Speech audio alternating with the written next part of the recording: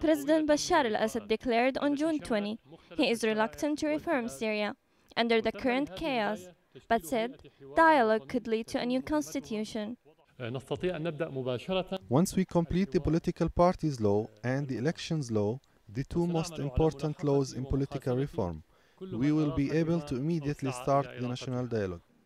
The Syrian president said in his speech at the Damascus University that Syria is going through a turning point during these difficult days.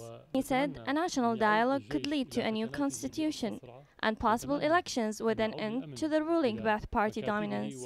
This is the third speech President Al Assad gave since the protest broke out in March. The speech was shared among those invited in the audience. This was said to encourage Russia to block Western move against him at the United Nations. Meanwhile, Western leaders have been persisting for reform in Syria. Foreign ministers are concerned that Russia would use its veto in the United Security Council. A meeting was held in Luxembourg to discuss sanctions against Al Assad's government.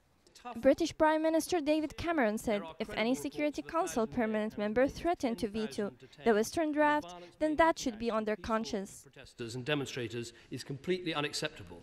Of course, we must not stand silent in the face of these outrages, and we won't. In the EU, we've already frozen assets and banned travel by members of the regime, and we've now added President Assad to that list. But I believe we need to go further, and today in New York, Britain and France will be tabling a resolution at the Security Council condemning the repression and demanding accountability and humanitarian access. And if anyone votes against that resolution or tries to veto it, that should be on their conscience. According to a human rights report, the violence has so far reached 1,310 civilians and 341 security force members. إكرام اليعقوب, العربية.